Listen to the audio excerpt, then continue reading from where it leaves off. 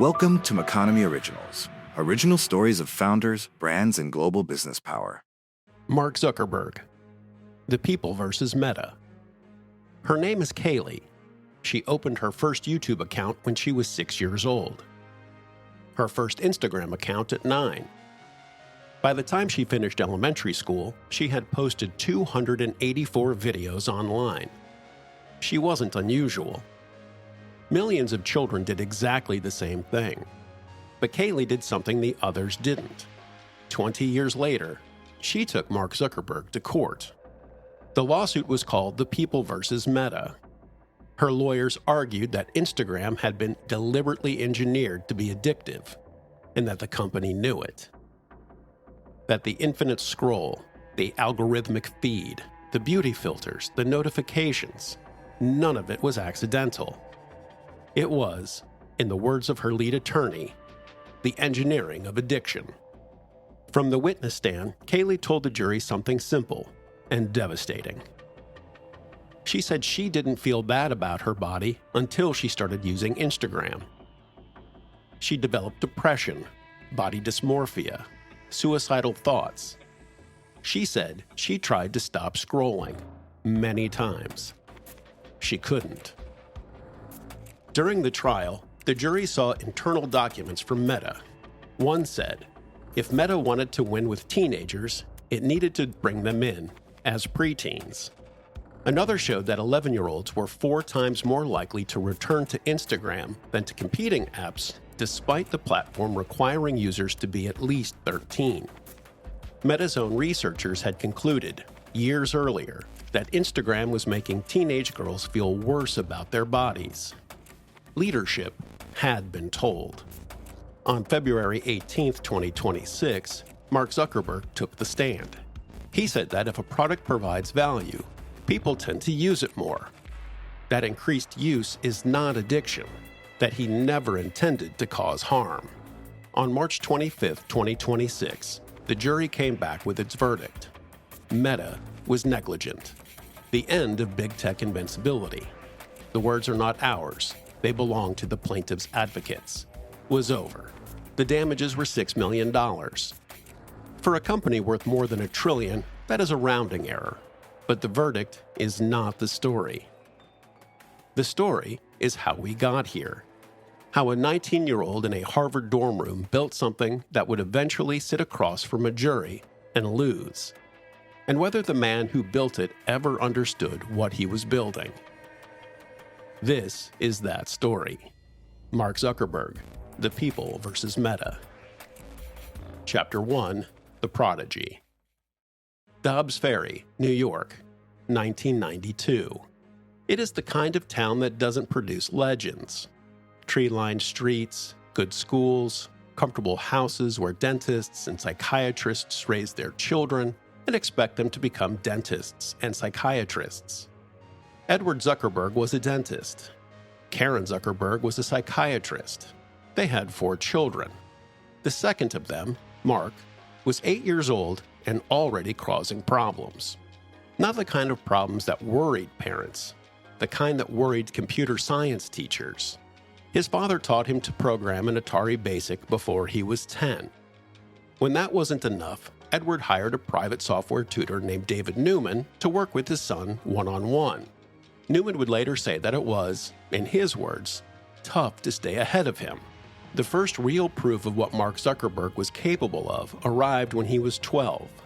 His father's dental practice shared a building with the family home. Patients in the waiting room couldn't reach the receptionist quickly. Staff in the office couldn't communicate easily with each other. Most 12-year-olds would not have noticed the problem. Mark noticed it, thought about it, and then solved it. He built a software program he called ZuckNet. It allowed every computer in the building, both in the house and in the dental office, to communicate by sending messages to each other in real time. It was, in essence, a primitive internal messaging system. AOL's Instant Messenger, which would become one of the defining technologies of the decade, came out the following year. Mark Zuckerberg had already built his version of it, for fun, at 12. By high school, the pattern was already established. He transferred to Phillips Exeter Academy in New Hampshire, one of the most academically demanding prep schools in the United States. There, he won prizes in science, mathematics, astronomy, and physics. He also won prizes in classical studies. He could read and write French, Hebrew, Latin, and ancient Greek. He was captain of the fencing team. He was not, by any conventional measure, a geek in the corner. His close friend Sean Parker, who would later become one of the early figures at Facebook, remembered something about Zuckerberg from those years that stuck with him. He was, Parker said, really into Greek Odysseys and all that stuff. He once quoted lines from the Latin epic poem The Aeneid by Virgil during a Facebook product conference years later. Not as a party trick, as a genuine reference point. But it was the programming that was different. Not just in degree, but in kind. At 16, under the company name Intelligent Media Group, he built a music player he called the Synapse Media Player. It used machine learning to study the user's listening habits and predict what they wanted to hear next. Spotify would not exist for another decade. Microsoft tried to buy Synapse. AOL tried to buy it too. They also offered Zuckerberg a job. He turned them all down and enrolled at Harvard. He arrived at Harvard in September 2002 with, as one journalist put it, a reputation as a programming prodigy already preceding him. He studied psychology. He studied computer science. He joined a Jewish fraternity. He read the Iliad and could quote it from memory. And he started building things.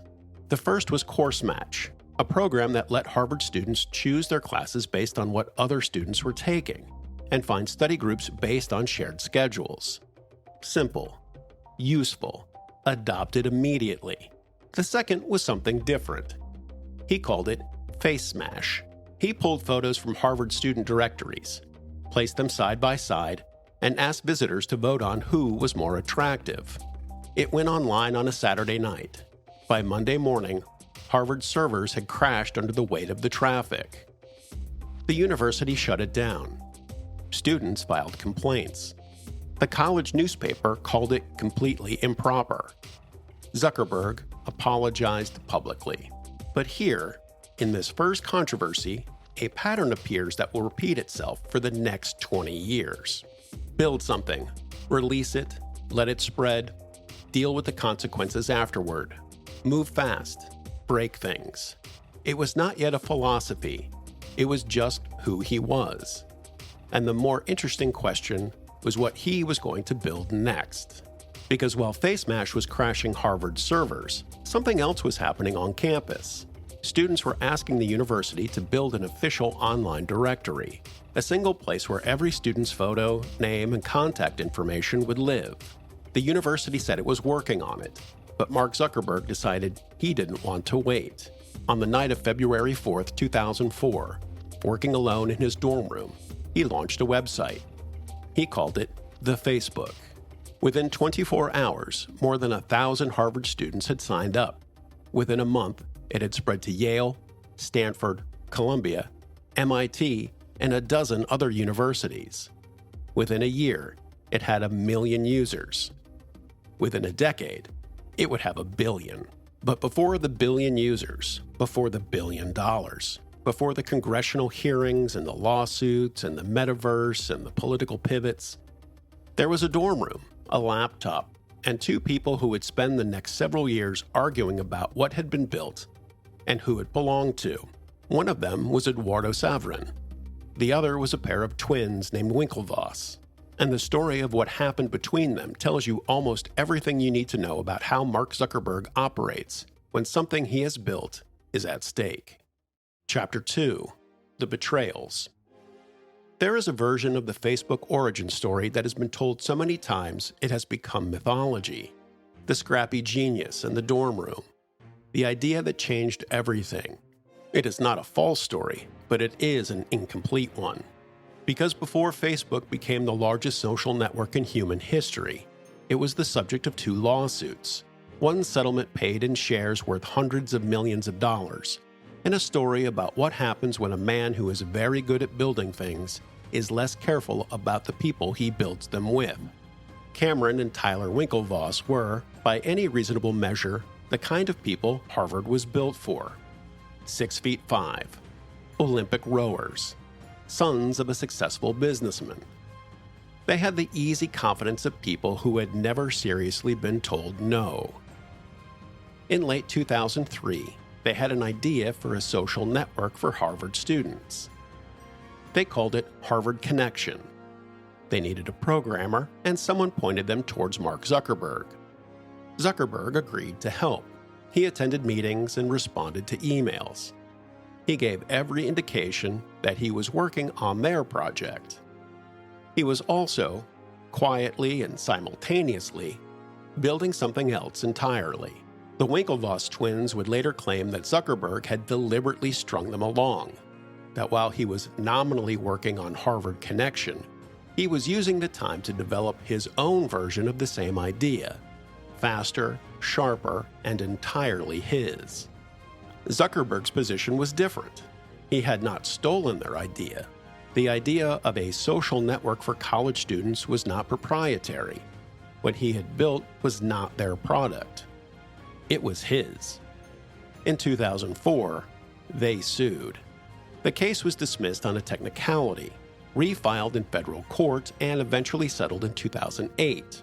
Facebook agreed to transfer over 1.2 million shares and pay $20 million in cash. By the time the settlement was reached, those shares were worth considerably more than the number on the agreement. The Winklevoss twins would, in a final irony that could only exist in the history of Silicon Valley, use part of that money to become early investors in Bitcoin. They are now billionaires. The Winklevoss case was, in some ways, the easier one to read. Two wealthy young men who felt they had been outmaneuvered, fighting to claim credit for an idea whose time had come regardless of who built it first. The Eduardo Severin case was something different, because Eduardo Severin was not a rival. He was a friend. Eduardo Severin was Zuckerberg's roommate, his co-founder, the person who had written the first checks to keep Facebook alive in its earliest weeks, when it was still just a Harvard experiment with no guarantee of becoming anything at all. He was the business to Zuckerberg's code, the money to Zuckerberg's vision. And then, somewhere between Harvard and Palo Alto, the arrangement changed. The details of exactly what happened between Zuckerberg and Severin in 2004 and 2005 remain, in part, sealed under the terms of their eventual out-of-court settlement. What is known is this. As Facebook moved to Silicon Valley in the summer of 2004 and began its transformation from college experiment to something that looked like a real company, Severin's take was diluted. The mechanisms by which this happened, the timing, the documentation, the decisions made without his full involvement, became the subject of litigation. Severin sued.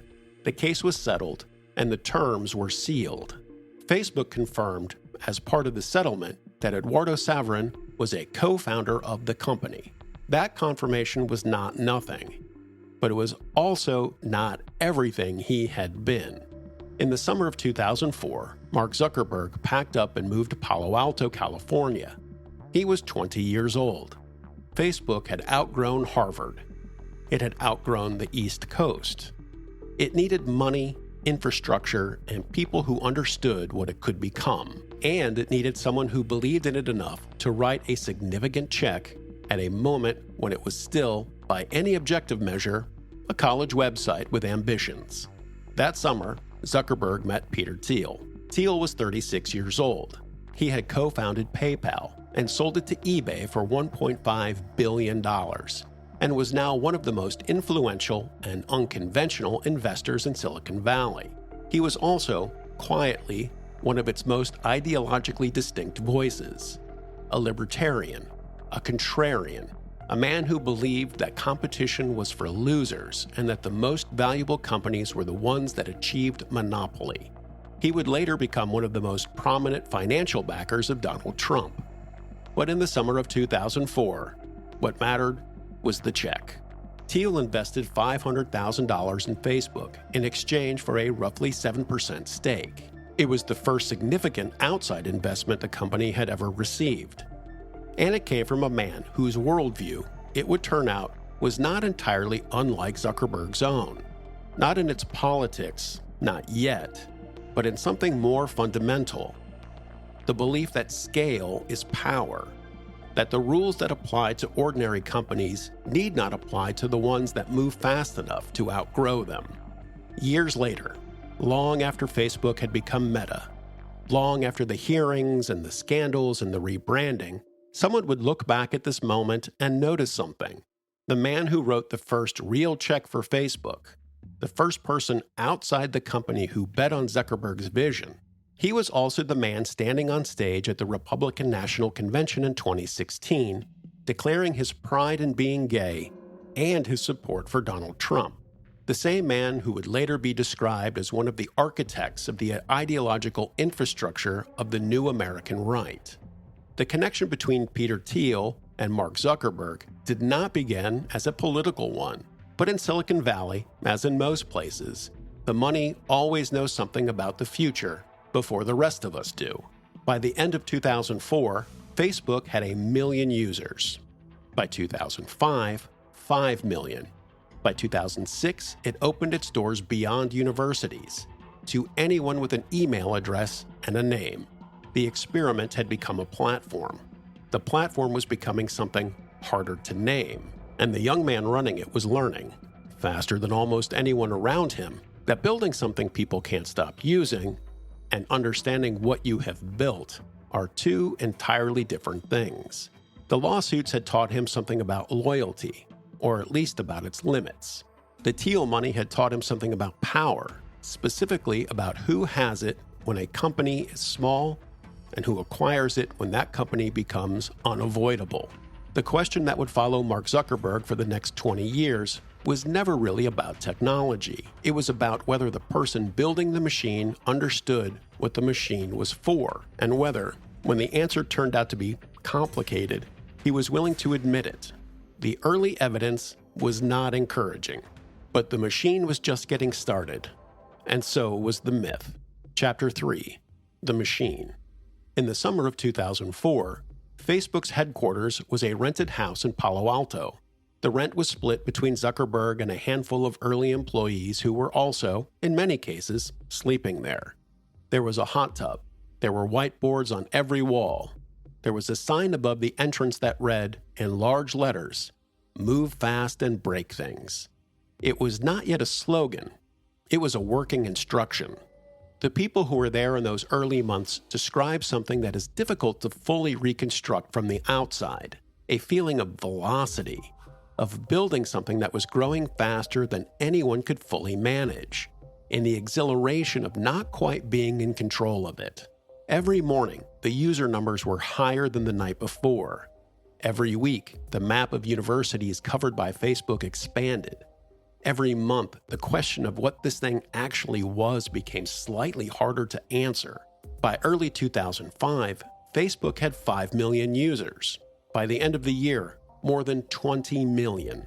It had spread from Harvard to every major university in the United States, then to high schools, then, in September 2006, to anyone in the world with an email address. The decision to open Facebook beyond universities was not universally popular inside the company. Some early employees felt it would dilute what made the platform special. The sense of exclusivity, the fact that you knew the people you were connected to. Zuckerberg overruled them. His reasoning was consistent, then and in the years that followed. The mission was not to build a good social network for college students. The mission was to connect everyone. Everyone meant everyone. In 2006, Yahoo offered to buy Facebook for $1 billion. But Zuckerberg turned it down. His board was not unanimously pleased. $1 billion was, by any rational measure, an extraordinary outcome for a 2-year-old company founded in a dorm room. But Zuckerberg was not thinking about outcomes. He was thinking about scale. He had already decided that Facebook was not a product to be sold. It was infrastructure to be built. And infrastructure, the kind that becomes genuinely unavoidable, is not worth $1 billion. It is worth something that doesn't yet have a name. What Zuckerberg understood, earlier and more clearly than most, was something that the internet economy would eventually make obvious to everyone. The value of a social network is not linear. It does not grow in proportion to the number of users. It grows exponentially. Every new user makes the network more valuable for every existing user. The more people are on Facebook, the more people need to be on Facebook. This is not a feature. It is a structural property of how networks work. And once a network reaches a certain size, it becomes, for practical purposes, impossible to displace. By 2008, Facebook had 100 million users. By 2010, 500 million. By 2012, 1 billion. These are numbers that require a moment to sit with. 1 billion people sharing their names, their photographs, their relationships, their locations, their opinions, their grief, their celebrations, their loneliness. All of it flowing into servers, being cataloged, categorized, and analyzed. All of it becoming, in aggregate, the most detailed map of human behavior ever assembled. And here's where the story of Mark Zuckerberg becomes something more than a success narrative. Because the thing Facebook had built was not simply a communications tool. It was not simply a photo-sharing platform. It was an attention machine. Every feature Facebook developed in those early years, the news feed, the like button, the notification system, the algorithmic feed, shared a common design logic. Keep the user on the platform. Keep them returning. Make the act of leaving feel slightly incomplete, as though something might be missed. The technical term for this is engagement optimization. The psychological term is FOMO, fear of missing out, which is simply the intentional exploitation of loss aversion. Facebook, Instagram, and every other social media outlet thrives on infinite scrolls that keeps users stuck. It is not a side effect of the app. It is the engine of its engagement. In 2009, Facebook introduced the like button. It seems, in retrospect, like a small thing, a way to acknowledge a post without writing a comment. But what the like button actually did was create a feedback loop. Post something, receive validation. Post more, receive more validation. And so the endless engine keeps moving.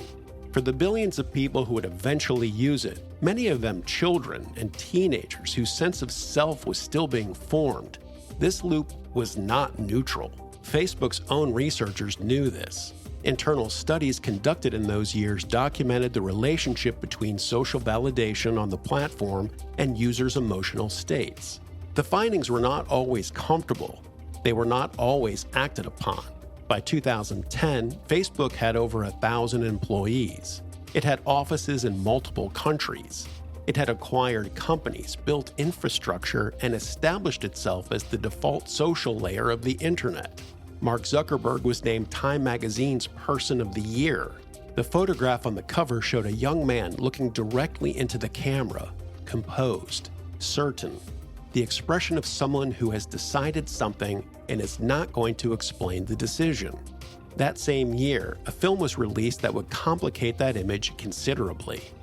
The Social Network, directed by David Fincher and written by Aaron Sorkin, depicted Zuckerberg as calculating, socially impaired, and willing to betray a friend in pursuit of something larger than friendship. Zuckerberg's response to the film was characteristically controlled. He called it interesting. He said the portrayal of him as someone who built Facebook to impress girls was inaccurate. He had a girlfriend. He had had the same girlfriend since his sophomore year at Harvard. What he did not say, at least not directly, was whether the film's deeper implication, that there was a version of him capable of justifying almost anything if the goal was large enough, was accurate. The film was, its own screenwriter admitted, not primarily interested in factual accuracy. But fiction, when it lodges itself in the public imagination, has a way of becoming a kind of truth. And the truth that the Social Network lodged, the image of a young man who understood code better than people, who saw relationships primarily as leverage, who was building something too large for any single person to fully understand or control, that image would prove difficult to dislodge. Because the years that followed gave it, again and again, new evidence. In 2012, Facebook filed for its initial public offering. The valuation was $104 billion. It was the largest technology IPO in history at the time. The dorm room had become a public company. The experiment had become an institution. And the young man who had started it, now 28 years old, retained voting control of the company through a dual-class share structure that meant, regardless of what any shareholder or board member thought, the decisions were his. He had built the machine and owned the machine. And the machine, by this point, owned something that had no entry on any balance sheet. It owned the attention, the data, the daily habits, and the emotional lives of more than 1 billion human beings. What he would do with that ownership and what it would cost the people inside the machine was about to become a great deal more complicated. Because outside the Palo Alto offices, in the server farms and the algorithmic feeds and the data profiles of 1 billion users, something had already gone wrong. It just hadn't made the news yet. Chapter 4. The First Crack. Facebook has 50 million users. It is growing faster than any social platform in history, and Mark Zuckerberg, 23 years old, is about to make the first in a long series of decisions that will follow a pattern so consistent it might as well be a policy. Build something, deploy it at scale, wait for the reaction, apologize, adjust as little as possible, move on. On November 6, 2007, Zuckerberg took the stage at an advertising conference in New York to announce Facebook's new business model. He was wearing a suit. This was, for those paying attention, unusual. The product he unveiled was called Beacon. Beacon was, in theory, a social advertising system. In practice, it worked like this. When a Facebook user bought something on a participating external website, rented a film, purchased a concert ticket, booked a holiday, that activity was automatically shared to their Facebook profile and broadcast to all of their friends, without asking, without a clear opt-out, without, in many cases, the user even knowing it was happening. Privacy was at stake. The stories that emerged in the weeks that followed were specific and human in a way that made them impossible to dismiss. A man who had bought a diamond ring as a surprise Christmas gift for his wife found the purchase announced on her Facebook feed. A woman whose therapist used a health platform connected to Beacon found her medical activity visible to her colleagues. People were being exposed without consent, not by hackers, not by criminals, by a product decision made in Palo Alto. The backlash was immediate. A petition demanding Facebook shut down Beacon gathered tens of thousands of signatures within days. Civil liberties organizations filed complaints. Journalists who had spent 2 years writing admiring profiles of the company's founder began asking different questions. Facebook's response in those first few weeks was to do almost nothing.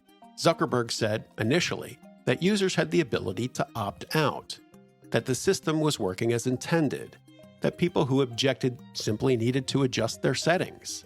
This is a sentence that will be spoken in various forms many times in the years ahead. People who objected simply needed to adjust their settings. A month passed, and the petition grew. The press coverage worsened. And then, on December 5, 2007, Mark Zuckerberg published a blog post on Facebook. He called it a mistake and said he was sorry. He announced that Beacon would become fully opt-in, meaning users would have to actively choose to participate rather than having to actively choose to leave. He also announced, though less prominently, that Beacon would eventually be shut down entirely. It was the first time Zuckerberg made a public apology for something Facebook had done to its users. It would not be the last. And what is significant about Beacon, looking back, is not the specific product or the specific scandal. What is significant is the architecture of the response. First, deploy the product. Second, wait to see whether the reaction is strong enough to require a response. Third, if it is, apologize. Describe the decision as a mistake and offer a partial correction. Fourth, retain the underlying capability, the data, the infrastructure, the ability to do something similar again, differently, later. Fifth, move on. Don't mention it ever again. Facebook settled a class action lawsuit related to Beacon in 2009, paying $9.5 million into a fund for online privacy organizations. At the time of the settlement, Facebook had 300 million users and was growing by millions every month. $9.5 million was not a deterrent. It was a cost of doing business. Inside Facebook, in those years between Beacon and what came next, something was also changing. The company was no longer the house in Palo Alto with the hot tub and the whiteboards. It had engineers, product managers, data scientists, lawyers, communications teams. It had the full institutional apparatus of a large corporation. But its culture retained something from the early days that was less typical of large organizations, a belief that the mission mattered more than the rules. The hackathon culture that Zuckerberg had built from the beginning, the practice of gathering engineers for all-night building sessions where anything could be prototyped and tested, reflected a genuine philosophy. Move fast, ship it, see what happens. The problem with that philosophy, applied to a platform used by hundreds of millions of people, is that what happens is not a contained experiment. It is a social event at scale.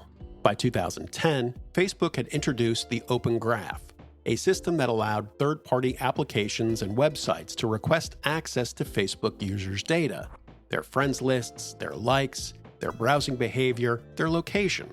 The idea was to make Facebook the connective tissue of the entire internet, to make every app, every website, every digital experience more social by plugging it into Facebook's network. It was, in technical terms, an extraordinary powerful architecture. It was also, as would become devastatingly clear several years later, a system that was almost impossible to police. Facebook gave developers access to its users' data on a significant scale. In return, those developers built applications that brought more users to Facebook, which grew the network, which increased the value of the data, which attracted more developers. It was a flywheel, elegant, self-reinforcing. And at its center was an assumption that would eventually prove catastrophic, the assumption that the people receiving those keys would use them responsibly. In 2010, a researcher at Cambridge University named Alexander Kogan applied for access to the Facebook developer platform. He built a personality quiz app. Hundreds of thousands of people took the quiz. In doing so, they granted Kogan access not only to their own Facebook data, but to the data of all their friends. Under Facebook's terms at the time, this was permitted. Kogan harvested the data of approximately 87 million people. He then sold it to a political consultancy. The consultancy's name was Cambridge Analytica. But that story belongs to a later chapter. Because in 2010, none of this had happened yet. Or rather, it had happened, but no one outside a small circle of researchers and political operatives knew it.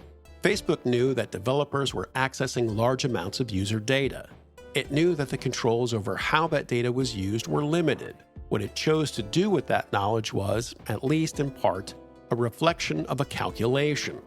On one side of the scale, the risk that someone would misuse the data. On the other side, the value of the developer ecosystem to Facebook's growth. For several years, the scale tipped the same way every time. There is a document that would surface years later, during the period of congressional scrutiny that followed Cambridge Analytica. It was an internal memo written by a senior Facebook executive named Andrew Bosworth in 2016. It became known, inside and outside the company, as the Boz Memo. Bosworth wrote, in part, that Facebook's mission of connecting people was so important that it justified almost any cost. He wrote that the tools Facebook had built might be used to coordinate terrorist attacks, that someone, somewhere, might die because of a connection made on Facebook. And then he wrote something that stopped people. He wrote that Facebook would and should keep growing anyway because the mission required it. Zuckerberg later said he disagreed with the memo, that Bosworth had written it as a thought experiment to provoke internal debate, not as a statement of policy. Bosworth himself confirmed this. But the memo existed. It had been written, and it had been written by someone close enough to the center of the company to understand how decisions were actually made there. Thought experiments in organizations tend to reflect the questions that the organization is genuinely asking itself. By 2016, Facebook had 1.8 billion users. It had become, by any reasonable measure, one of the most powerful private entities in human history. More people received their news through Facebook than through any television network. More political advertising ran through Facebook than through any other medium. More human connection, grief, celebration, anger, and loneliness passed through its servers than through any institution that had ever existed. And at the center of it all, making the decisions, retaining the voting control, moving fast and breaking things, was a 32-year-old man in a gray t-shirt who still described his company as idealistic and optimistic. The first crack had appeared in 2007 with Beacon. It had been papered over. More cracks followed, and each one papered over in turn. But paper, under sufficient pressure, does not hold, and the pressure that was building in server farms and political campaigns and in the feeds of 1 billion users who had no idea what was being done with their attention was about to become something that no apology, however carefully worded, could fully contain. The reckoning was coming. It had, in fact, already begun. Chapter 5. The Reckoning. March 17th, 2018. The story breaks on a Saturday, which is never a coincidence when someone wants maximum impact and minimum response time. The New York Times and The Guardian publish simultaneously. The headline is simple, devastating, and for anyone who had been paying attention to Facebook's developer platform since 2010, not entirely surprising. Cambridge Analytica had harvested the personal data of 87 million Facebook users without their consent. It had used that data to build psychological profiles of American voters. And it had used those profiles to target political advertising on behalf of Donald Trump's 2016 presidential campaign. The story did not appear from nowhere. It had a source. His name was Christopher Wiley. He was 28 years old, had pink hair, and had worked as a data scientist at Cambridge Analytica. He had helped build the system, and then, at some point between building it and living with what it had done, he had decided to talk. What Wiley described was not a hack, not a breach in the conventional sense. No one had broken into Facebook's systems. What had happened was more unsettling than that. Alexander Krogan, the Cambridge University researcher, had built a personality quiz app on Facebook's developer platform. The app was called This Is Your Digital Life. About 270,000 people downloaded it and took the quiz. Under Facebook's rules at the time, those users had consented to share their data, but they had also, without fully understanding it, consented to share the data of all their Facebook friends. People who had never heard of the app, who had never taken the quiz, people who had not agreed to anything. The data of 87 million people. Kogan sold it to Cambridge Analytica. Cambridge Analytica built what they called psychographic profiles, detailed models of individual voters' personalities, fears, susceptibilities, and political pressure points. And then they used those models to target political advertising with a precision that had never before been possible. Facebook had known that Kogan was collecting data at this scale. It had known, since at least 2015, that the data had been passed to Cambridge Analytica in violation of its terms of service. It had asked Cambridge Analytica to delete the data. Cambridge Analytica said it had, and Facebook accepted that answer. And then, 3 years later, they learned that it was not true. There is a sentence in Zuckerberg's opening statement to Congress in April 2018 that is worth sitting with. He said, "When we first contacted Cambridge Analytica, they told us they had deleted the data. Facebook, the company that had built one of the most sophisticated data collection and verification systems in human history, had accepted, as its primary safeguard against misuse, the word of a political consultancy." The public reaction to the Cambridge Analytica revelations was unlike anything Facebook had faced before. This was not a privacy setting that needed adjusting. This was not a feature that had been poorly explained. This was the data of 87 million people, used to try to influence a presidential election by a firm that had lied to Facebook about deleting it. And Facebook had, for 3 years, said nothing publicly. In the days following the story, Facebook's share price dropped 10%. Advertisers began asking questions. The hashtag delete Facebook trended globally. And in Washington, on both sides of the aisle, politicians who had spent years watching Facebook grow without interference began reaching for their phones to call their staff and ask a question they should perhaps have asked earlier. How do we get him in front of a committee? For 5 days after the story broke, Zuckerberg said nothing publicly. 5 days in which 87 million affected users waited. 5 days in which his communications team, his lawyers, and his policy advisors worked on a response. When he finally spoke on March 21st, he posted a statement on Facebook. He said it was a breach of trust. He outlined the steps Facebook was taking. He said he was sorry. The architecture of the response was, by now, familiar. But this time, something was different. This time, Congress wanted him in person. On April 10, 2018, Mark Zuckerberg appeared before a joint session of the Senate Judiciary and Commerce Committees. The following day, he appeared before the House Energy and Commerce Committee. 2 days, 10 hours of testimony, over 100 senators and representatives, and a television audience that watched, with something between fascination and disbelief. As the man who had built the most powerful information platform in history sat alone at a table in a suit that didn't quite fit him and tried to explain what he had built. His opening statement was carefully prepared. He said Facebook was idealistic and optimistic. He said the platform had done enormous good. He mentioned the Me Too movement. He mentioned Hurricane Harvey. He mentioned the 70 million small businesses that used Facebook's tools. And then he said something that would become the sentence most associated with that day. It was my mistake, and I'm sorry. What followed over the next 10 hours was, depending on your perspective, either a masterclass in controlled communication under pressure or a deeply uncomfortable demonstration of how unprepared American legislators were to hold a technology company accountable, possibly both. Senator Orrin Hatch, 84 years old, asked Zuckerberg how Facebook sustained its business model if users didn't pay for the service.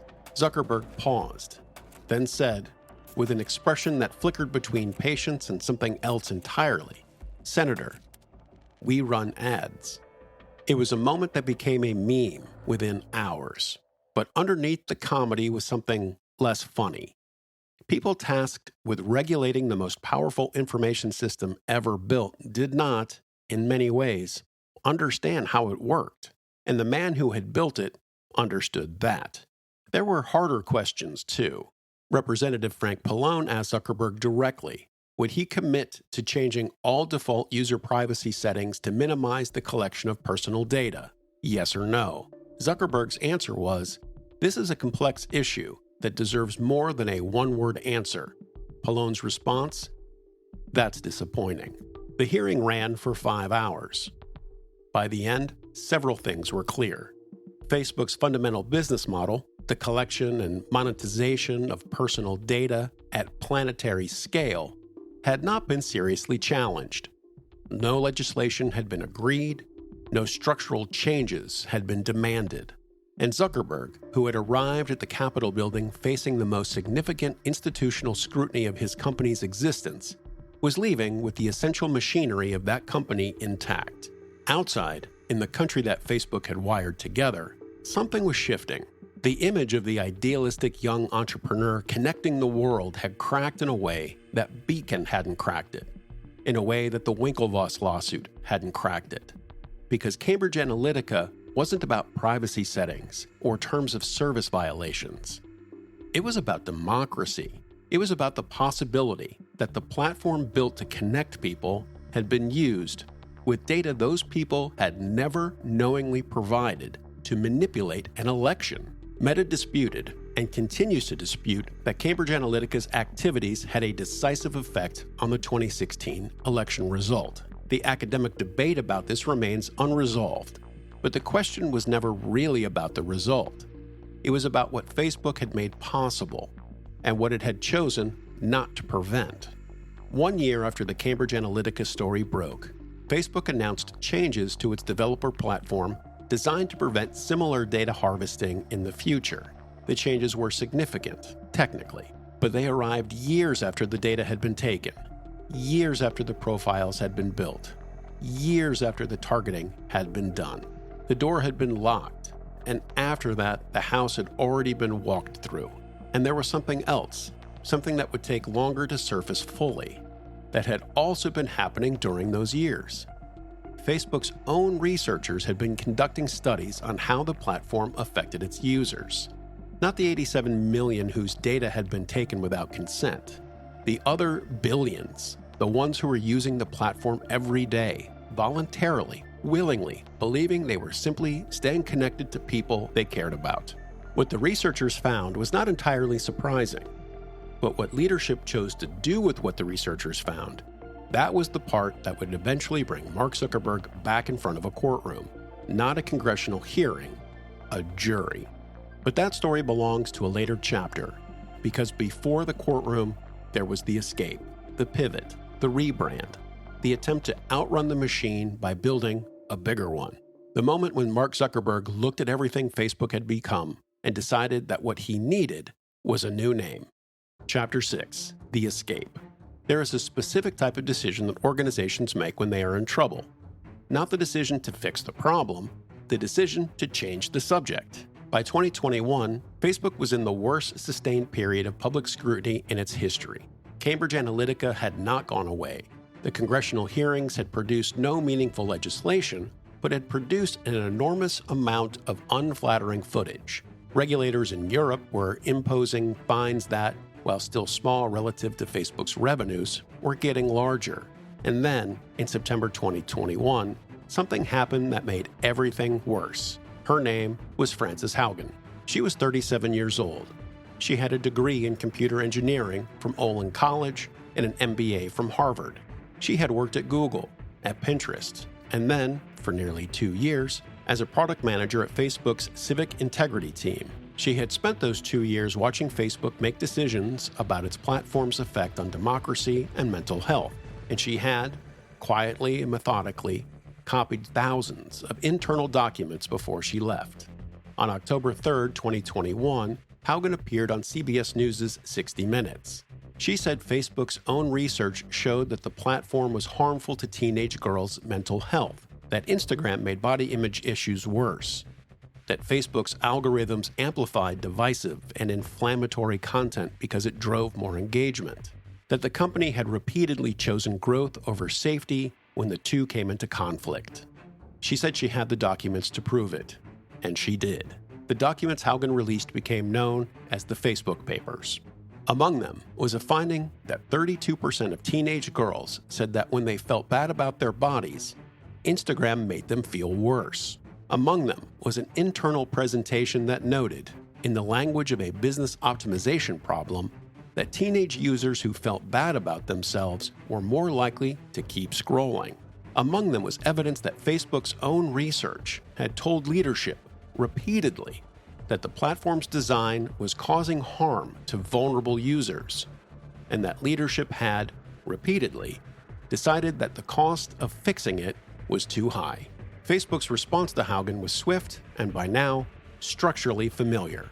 Her findings were disputed. Her characterization of internal debates was called misleading. Her motives were questioned. And Mark Zuckerberg posted on Facebook, as he always did, that the company cared deeply about the well-being of its users and was committed to doing better. But something else was happening in October 2021, something that had been in preparation for months, something designed, whether intentionally or not, to arrive at exactly this moment.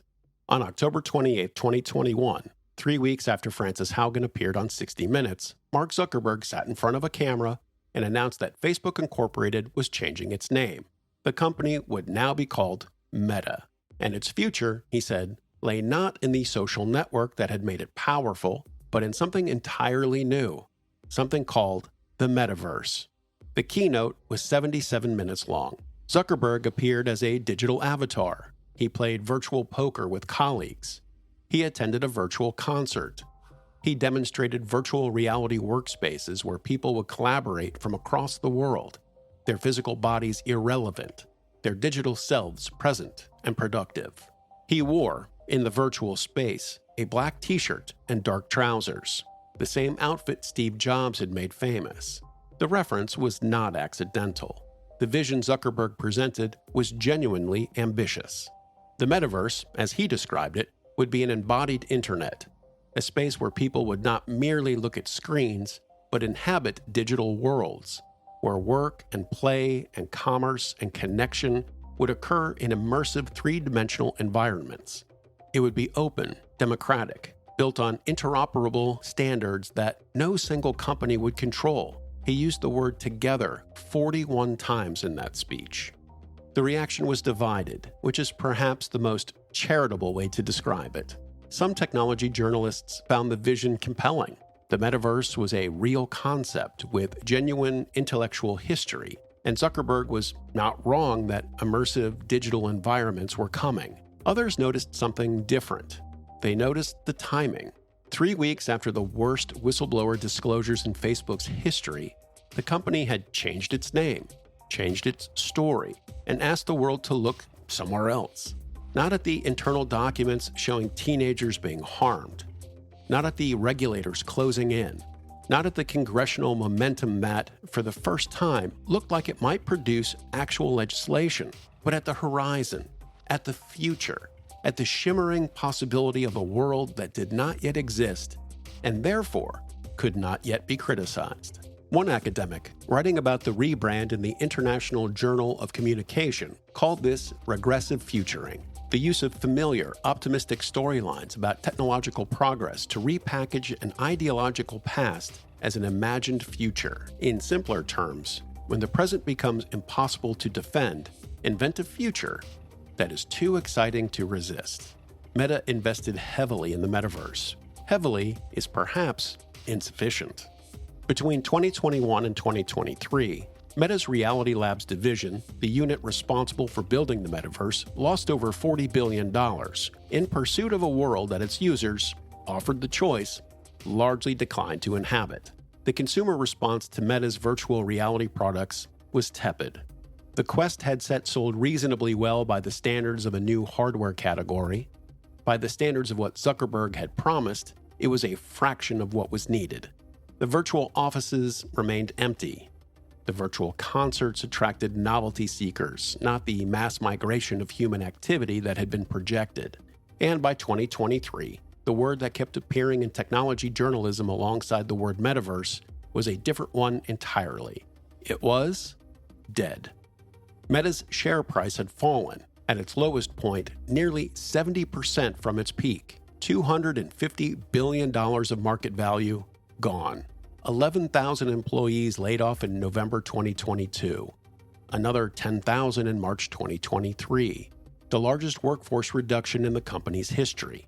Internally, the mood was reported to be, depending on who you spoke to, somewhere between bewildered and devastated. These were people who had believed in the mission, who had joined a company that described itself as trying to connect the world and make it more open. They were now being let go in the name of a virtual world that the actual world had decided it didn't want. Zuckerberg's response in his communications to staff was to invoke the mission. He said the company needed to be leaner, more efficient, more focused on the work that mattered. He said he took responsibility for the decisions that had led to the need for layoffs. He did not say that the metaverse strategy had been a mistake. He said it was still the future and that what they needed was more time. But the metaverse was not the only thing Meta was building in those years. While the virtual worlds were being constructed and largely ignored, something else was happening inside the company's existing platforms. Something that involved a different kind of immersion entirely. Not virtual reality headsets and digital avatars, but algorithms and teenagers. And a feedback loop that was, by any measure, extremely effective at keeping people inside it. And in 2021, the same year Zuckerberg had tried to change the subject to the metaverse, a group of families in California, Texas, and across the United States had begun doing something that no amount of rebranding could address. They had begun talking to lawyers. The escape, it turned out, had not been an escape at all. It had been a delay, and the bill, as bills tend to do, had continued to accumulate interest. By 2023, there was a new word in the technology industry that was doing what the metaverse had failed to do. a word that generated genuine excitement, genuine adoption, but also genuine fear. A word that Zuckerberg, who had spent 2 years and $40 billion on a future nobody wanted, now needed to attach himself to before it was too late. The word was artificial intelligence. And the pivot, when it came, was as swift and as total as the pivot to the metaverse had been. Meta announced it was building large language models. It released Llama, an open-source AI system. It integrated AI features across Facebook, Instagram, and WhatsApp. Zuckerberg, who had spent 2 years in a virtual reality headset, was suddenly the CEO of an AI company. The gray t-shirt remained. The mission statement remained. Everything else was up for renegotiation. But something else was also changing in those years. Something that had nothing to do with technology. Something that was happening to the person, not the platform. In the summer of 2023, a video appeared online that briefly stopped the internet. It showed Mark Zuckerberg training in mixed martial arts. He was good. Not celebrity good. Not rich man hobby good. Actually, technically, competitive good. For a man who had spent 20 years being portrayed as robotic, socially impaired, vaguely alien in his remove from ordinary human experience, the footage was dissonant in a way that was difficult to immediately process. This was not the Zuckerberg of the congressional hearings, sitting very still and answering questions with the precision of somebody who had been trained to reveal nothing. This was someone physical, aggressive, present in his body in a way that suggested the body had been retrained for a specific purpose. He challenged Elon Musk to a cage fight. Musk accepted, and the internet lost its collective mind for approximately 2 weeks. The fight? Well, that never happened. But the challenge had done what it was designed to do. It had reframed how people thought about Mark Zuckerberg, not as the awkward technocrat in the ill-fitting suit, as something harder, something less easy to dismiss. The reinvention was not only physical, it was political. And the political reinvention would prove to be the most consequential of all. Because in November 2024, Donald Trump won the presidential election. And within days, Mark Zuckerberg was on a plane to Mar-a-Lago. The man who had testified before Congress about Russian interference in the 2016 election. The man whose platform had been at the center of debates about democratic integrity for nearly a decade, was now flying to dinner with the person those debates had, in significant part, been about. What was said at that dinner is not fully known, but what followed is. In January 2025, 2 weeks before Trump's inauguration, Zuckerberg announced that Meta was ending its third-party fact-checking program. He said that fact-checkers had been too politically biased, that they had destroyed more trust than they had created. He said Meta was going back to its roots, restoring free expression. He used talking points that were, word for word, indistinguishable from those used by Trump and his allies for years. Meta donated $1 million to Trump's inaugural fund and appointed Dana White, the UFC CEO and one of Trump's closest personal allies, to its board of directors. Meta relocated its trust and safety teams from California to Texas. Each decision, individually, had an explanation. Together, they had a direction. Former Facebook Vice President Brian Borland, who had left the company in 2020, put it simply. He said, even though Facebook is as powerful as it is, it still had to bend the knee to Trump. Internally, employees who had worked on the civic integrity and trust and safety teams, the people whose job it had been to enforce the policies now being dismantled, described the mood as somewhat between shock and resignation. One wrote, in an internal forum, that the company appeared to be sending a message that facts no longer matter, that this was being presented as a victory for free speech. Trump asked at a press conference whether Zuckerberg was responding to threats he had previously made against him, including a suggestion that Zuckerberg could face criminal prosecution, answered with characteristic economy.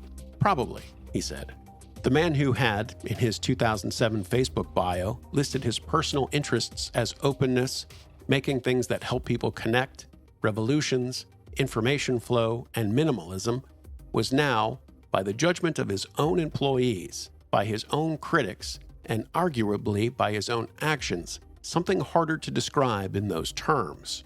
The reinvention raised a question that no amount of MMA training or political pivoting could fully answer. Was this the real Mark Zuckerberg, finally unmasked? Or was the real Mark Zuckerberg the one who had always been there, moving with the power, adapting to the conditions, doing whatever the mission required? The question had no clean answer, but the jury in Los Angeles, in March 2026, would provide something that felt, at least in part, like one. Because while Zuckerberg was rebranding and pivoting and training and dining at Mar-a-Lago, a young woman named Kaylee was preparing to take the stand and tell a jury what had happened to her from a very young age. For Kaylee, everything started at the age of 6 on a platform that had been designed to be impossible to leave. Chapter 7. The Hearing. Washington, D.C., April 10, 2018. The city has seen many hearings. Watergate, Iran-Contra, the tobacco executives, the bank CEOs after the financial crisis. Each one a moment where the country tried to hold something powerful accountable through the imperfect instrument of a room full of politicians with 4 minutes each to ask questions. This one was different, not because the questions were better, because the subject was inside every phone in every pocket of every person watching. Mark Zuckerberg arrived at the Hart Senate office building at approximately 9 in the morning. He was wearing a suit and tie. This was the second time in his public life that he had worn a suit to something important. The first had been the Beacon announcement in 2007, when he was trying to sell advertisers on a product that would shortly become a scandal. The suit, for those paying attention, was not a good omen. Behind him, filling the rows of seats reserved for the public, were people who had traveled from across the country to be in the room. Some were privacy advocates, some were journalists, some were parents, and some, in the hallway outside, were holding signs. One read, "Fix Fakebook." Another, held by a man in a Mark Zuckerberg mask, read, "I sold your data. Deal with it." Inside, the chamber filled slowly with senators who had, in many cases, received significant campaign contributions from Facebook and the broader technology industry. This was noted, at the time, by almost no one in the room. At 10:29, Zuckerberg was given the floor for his opening statement. He began, as he had in every public crisis before this one, with the mission. Facebook was idealistic and optimistic, he said. It had given people new tools for staying connected. It had helped organize the Me Too movement. It had helped raise $20 million for Hurricane Harvey relief. It supported 70 million small businesses worldwide. And then, after the mission, came the apology. He said, "It's clear now that we didn't do enough to prevent these tools from being used for harm." He said, "We didn't take a broad enough view of our responsibility, and that was a big mistake." He said, "It was my mistake, and I'm sorry." He said it well. He had practiced. And in the rows of senators preparing their 4 minutes of questions, something was already becoming apparent that would define the next 10 hours. Most of them did not know enough to push back on it.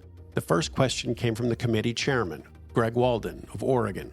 He asked what kind of company Facebook was. A media company? A technology company? A financial institution? A common carrier?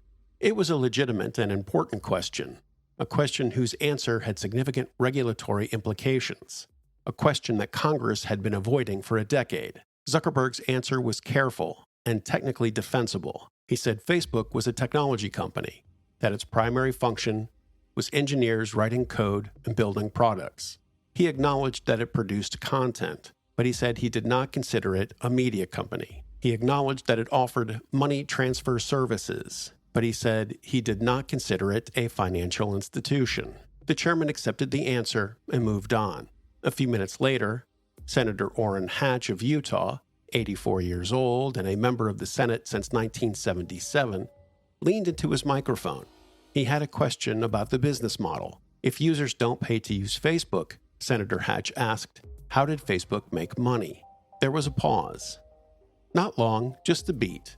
The kind of pause that, in a less scrutinized setting, might have gone unnoticed. Then Zuckerberg said, with an expression that remained composed but contained something else at its edges, "Senator, we run ads." The clip was replayed millions of times. It became a cultural shorthand for the gap between the people responsible for regulating technology and the technology they were supposed to regulate. But the laugh, and there was a laugh, from journalists and observers and the internet at large. The laugh obscured something important. Senator Hatch's confusion was not unique. Across 10 hours of testimony, senators and representatives asked Zuckerberg about things that Facebook did not do, attributed to Facebook things that had been done by other platforms, and in several cases appeared not to know that Facebook owned Instagram. And Zuckerberg, for 10 hours, answered every question with the same patient, measured, technically accurate responses that revealed as little as possible while never technically lying. There were harder moments. Representative Frank Pallone of New Jersey, who had opened with the admission that he did not have much faith in corporate America, asked 3 direct questions. Was Facebook limiting the amount of data it collected? Was Facebook changing default privacy settings to be more protective? Would Facebook commit to changing all default settings to minimize data collection to the greatest extent possible? Yes or no? To the first 2 questions, Zuckerberg said yes, with qualifications that Pallone immediately noted he did not see reflected in Facebook's announced changes. To the third question, the commitment to minimize data collection to the greatest extent possible, Zuckerberg said, "This is a complex issue that deserves more than a one-word answer." Pallone's response was 2 words. That's disappointing. Source: Zuckerberg 2018 hearing transcript, page 22 to 23. There was a question about children. Representative Joe Barton of Texas asked whether Facebook could simply protect all users under 18 by making their data completely private by default. No sharing, no scraping, no access until they turned 18. Zuckerberg said Facebook had measures in place to protect minors, that teenagers often wanted to share their opinions publicly. Barton said, unless they specifically choose to allow it, why not make it completely private by default? Zuckerberg's answer was that every time someone chose to share something on Facebook, there was a control right there about who they wanted to share it with. Barton's response: you can pretty well set your account to be almost totally private, but you have to really work at it. You have to really work at it. In 6 words, an elderly congressman from Texas had described, more precisely than any academic paper on dark patterns or privacy by design, what Facebook had built. A system where privacy was technically possible and structurally inconvenient. By the afternoon of the second day, something had become clear. The hearings were not going to produce legislation. The questions were too scattered, the members too varied in their levels of understanding. The time per member was too short to develop a sustained line of argument. Zuckerberg had answered every question, had committed to follow up on dozens of others in writing, had expressed remorse and responsibility and a commitment to do better, and had, in doing so, revealed almost nothing that Facebook had not already chosen to disclose. He left the Capitol on the afternoon of April 11th. His approval ratings, which had fallen sharply in the weeks after Cambridge Analytica had, according to polling conducted during the hearings, begun to recover. The suit went back into the wardrobe. The gray t-shirt returned. The hearings had done something, though not what their architects had intended. They had made Zuckerberg sympathetic to a segment of the public that had watched elderly legislators struggle to understand technology and concluded that the real problem was not Facebook, it was Washington. And they had confirmed, for Zuckerberg himself, something he had perhaps already suspected, that the people responsible for holding him accountable did not have the tools, the knowledge, or the institutional will to do it effectively. That the rules that governed ordinary companies need not, in practice, constrain a company that had grown large enough to be genuinely necessary. That the machine he had built was, in the most important sense, still his. In the years that followed, Facebook would be fined $5 billion by the Federal Trade Commission for privacy violations related to Cambridge Analytica. $5 billion. It was the largest fine ever imposed on a technology company. It represented approximately 1 month of Facebook's revenue at the time.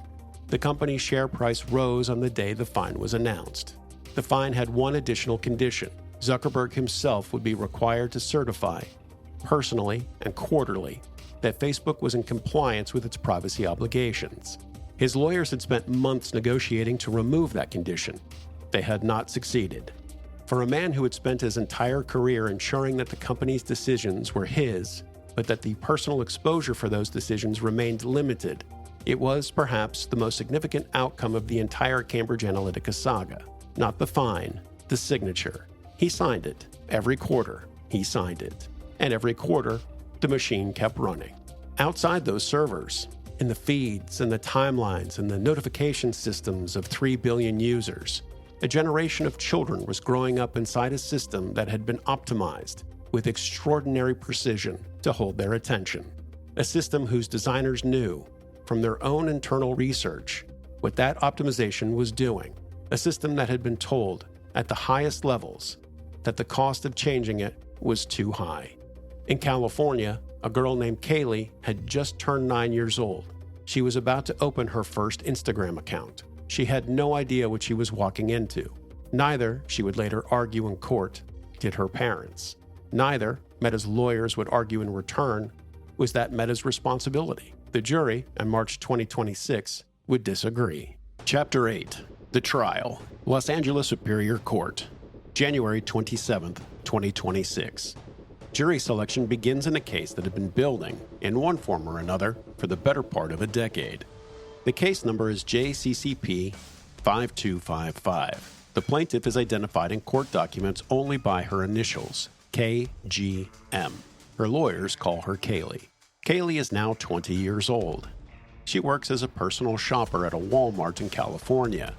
She lives with her mother. She is not, by any external measure, a powerful person. But she has done something no one had managed to do before her. She has taken Meta to a jury. The road to that jury began when Kaylee was 6 years old. That was when she opened her first YouTube account. At 9, she opened Instagram. At 10, musical.ly, which would later become TikTok. At 11, Snapchat. By the time she finished elementary school, she had posted 284 videos online. She testified that she didn't feel bad about her body until she started using Instagram. Then she began comparing herself to other users, to filters, to an idealized version of appearance that the platform served her, algorithmically, continuously, without pause. That she developed depression, body dysmorphia, and even suicidal thoughts. That she tried to stop, many times, that she couldn't. Almost all of her Instagram posts had image filters applied to them. She testified that she had not felt bad about her appearance before she began using the platform. She testified that Instagram had changed that. It was a very gradual change, and that's why it was harder to see. Nothing happens overnight. Her therapist, who worked with her in 2019, testified that Kaylee's sense of self and her social media presence had become intertwined in a way that made them impossible to separate. What happened online, the therapist said, directly influenced what happened inside. Meta's defense was structured and consistent. Kaylee had experienced a difficult childhood. Her parents had divorced. Her relationship with her mother had been turbulent. There were records, produced in court, of a home environment that had not been stable. Meta's lawyers argued that these factors, not the design of Instagram, were the primary cause of her mental health struggles. That social media had been, at most, a place where existing difficulties had been expressed, not a cause of those difficulties. Kaylee's lead attorney, Mark Lanier, a Texas-born litigator who is also a part-time pastor, and who has a manner that juries tend to find compelling, made a different argument. He said that Kaylee's difficult background did not reduce Meta's responsibility. It increased it. A child in a vulnerable situation, he argued, was exactly the kind of user that a responsibly designed platform had a duty to protect, not exploit. During the trial, the jury was shown internal documents from Meta, documents that had been produced in discovery, documents that had not been intended for public consumption, documents that reflected, with the unguarded honesty of internal communication, what the company actually knew and what it had actually decided. One document said, if we want to win big with teens, we must bring them in as tweens.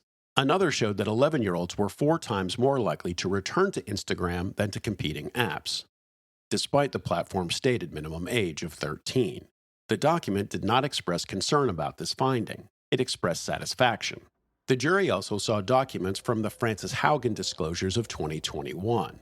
Research conducted by Meta's own teams showing that 32% of teenage girls said Instagram made them feel worse about their bodies when they already felt bad. Research that had been presented to leadership. Research after which the relevant features had not been changed. Lanier, during his closing argument, held up a jar of M&Ms for the jury. He said each piece of candy represented $1 billion of Meta's value. He said, "You've got to talk to Meta in Meta money." On February 18, 2026, Mark Zuckerberg took the stand. It was the first time he had ever testified before a jury. Congressional hearings had their own grammar, their own rhythms, their own evasions. A senator with 4 minutes could be managed. A room full of senators across 2 days could be navigated with sufficient preparation and sufficient patience. A jury was different. A jury had no agenda, no campaign donations to protect, no future hearings to schedule. A jury just listened very carefully. Zuckerberg testified that Meta had not intentionally created addictive products. He said that if a product provides value, people tend to use it more, that increased use is not the same as addiction, that the company had invested heavily in youth safety measures and continued to do so. He was asked by the plaintiff's lawyers whether he would pledge funding for programs supporting social media victims. He said he disagreed with the characterization of the question. He did not say yes. Instagram's head, Adam Mosseri, also testified. He said that heavy use of Instagram could be problematic, but that problematic was not the same as clinically addictive. He compared it to binge watching a television series. He said he did not believe Instagram met the medical criteria for addiction. Expert witnesses for the plaintiff took a different view. They testified that the dopamine-driven feedback loops embedded in Instagram and YouTube exploited the same neurological pathways as gambling and substance addiction, that adolescents were particularly vulnerable to these mechanisms because their prefrontal cortex, the part of the brain responsible for impulse control and long-term decision-making, is not fully developed until the mid-20s. That Meta had known this, that Meta had designed for it anyway. The jury deliberated for more than 40 hours, 9 days of deliberation for 5 weeks of testimony. They had heard from therapists, engineers, executives, and a 20-year-old woman who had described, from the witness stand, what it felt like to be unable to put down a phone. On March 25, 2026, they returned with their verdict. Meta had been negligent in the design of Instagram. That negligence was a substantial factor in the harm suffered by the plaintiff. Meta had failed to adequately warn users about the dangers of its platform. The jury had awarded $3 million in compensatory damages, and then, separately, $3 million in punitive damages. Meta's share, $4.2 million. Outside the courthouse, parents who had lost children held a banner with names and ages. Sasha Hayworth, executive director of the Tech Oversight Project, said, "The era of big tech invincibility is over." Source, the 19th, March 2026. The damages were $4.2 million. For a company worth more than $1 trillion, that is not a fine. It is a signal, because behind Kaylee's case, there are others. More than 10,000 individual lawsuits pending nationwide, almost 800 claims from school districts, a federal multi-district litigation in the Northern District of California with bellwether trials beginning in June 2026. Over 40 state attorneys general who have filed similar claims against Meta. Meta announced it would appeal. Its spokesperson said, outside the courthouse, teen mental health is profoundly complex and cannot be linked to a single app. Source, NPR trial coverage, March 2026. That is true as far as it goes. Teen mental health is profoundly complex. But the jury had not been asked whether Instagram was the only factor in Kaylee's mental health. It had been asked whether Instagram's design was a substantial factor, and it had said yes. In a corridor outside the courtroom, 2 jurors spoke briefly to reporters.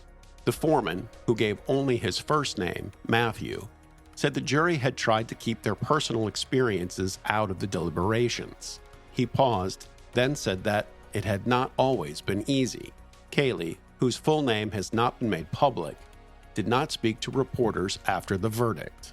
She's just a regular girl that works at a Walmart in California. She is 20 years old.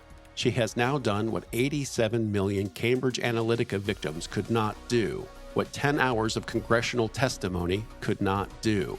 what $5 billion in FTC fines had not done.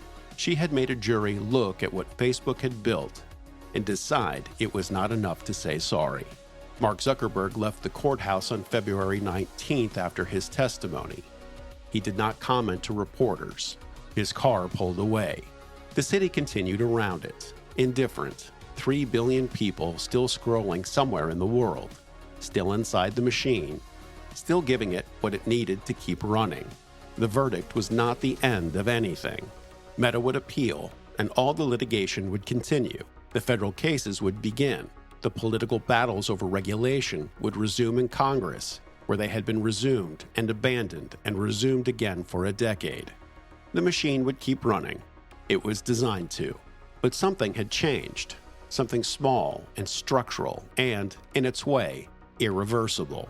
A jury of 12 ordinary people in Los Angeles, California, in March 2026, had looked at a platform used by 3 billion people and said that the people who built it were responsible for what it did. That had never happened before. It would happen again. Chapter 9. The Question. There is a question that runs beneath everything in this story. It is not the question the congressional hearings asked. It is not the question the jury was asked to answer. It is a simpler question, and a harder one. Did Mark Zuckerberg know what he was building? Not in the narrow legal sense, not in the sense the jury was asked to consider. In the larger sense, did the person who described his mission as connecting people and making the world more open understand, at some point along the way, that connection at planetary scale produces things that a dorm room in Harvard could not have anticipated? That a platform designed to make human attention captive would capture the attention of children? That a system built to maximize engagement would maximize engagement with content that provoked the strongest emotional responses, including fear, anger, and inadequacy? That the most open information system ever built would be an extraordinarily effective tool for those who wish to spread disinformation, manipulate elections, and coordinate violence? The internal documents suggest he knew more than he said publicly. The Frances Houghton disclosures, the Cambridge Analytica timeline, the Beacon pattern, the Boz memo, the research on teenage girls that was filed and not acted upon. These are not the documents of a company that was surprised by what its platform was doing. They are the documents of a company that was informed, that weighed the costs, and that made decisions about which costs were acceptable. Zuckerberg's defenders, and there are serious ones, made a different argument. They say that no one in 2004 could have anticipated what a social network with 3 billion users would become. That the problems Facebook created were the problems of unprecedented scale, not malicious intent. That Zuckerberg has, in fact, changed policies repeatedly in response to documented harms, even if he has never changed the fundamental architecture that produces those harms. That the alternative, a more cautious, more restricted, more heavily moderated internet, would have costs too. Costs in expression, in connection, in the genuine good that the platform also does. These arguments are not trivial, and the story of Mark Zuckerberg is not, in the end, a simple story of a villain who built something evil. It is a more uncomfortable story than that.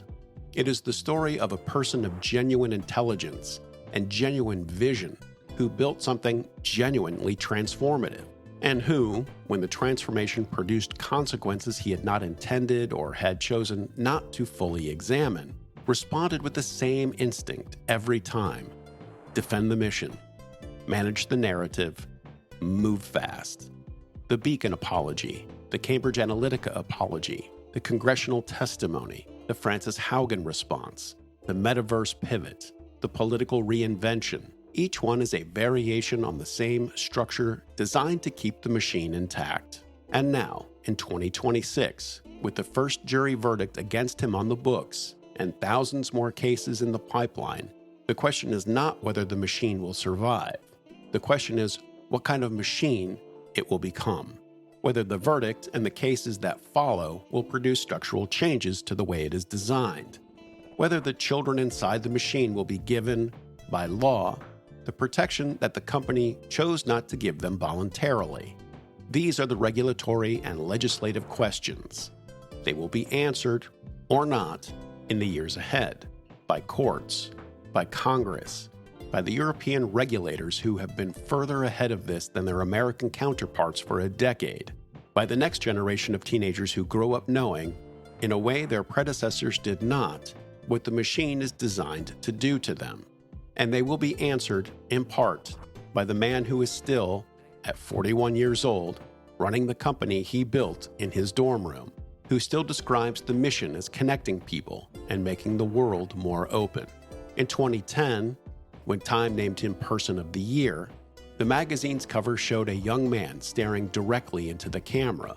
In 2018, the cover of Wired showed a man who had been through 2 years of sustained attack, bruised in the photographer's staging, looking away from the camera. Both images were constructed. Both were chosen deliberately. Both told a story that was true in some ways and incomplete in others. The real Mark Zuckerberg is somewhere in the gap between those two images, a person who is neither the visionary hero of the first cover nor the chastened villain of the second, a person who built something of genuine and historic consequence, who made decisions repeatedly and consistently that prioritized the machine over the people inside it, who is now, for the first time in his career, being held accountable for those decisions by a process he cannot manage with a prepared statement and a suit that doesn't quite fit.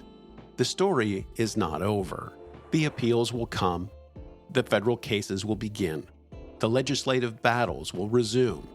And somewhere in Palo Alto, in the headquarters of a company that connects 3 billion people and has no intention of stopping, a man in a gray t-shirt is deciding what to build next. He has always been better at building than at understanding what he has built. The question for the next chapter of this story is whether that gap between the builder and the built thing, between the intention and the consequence, will finally be closed by him or for him. Either way, the machine will be watching. It always has been.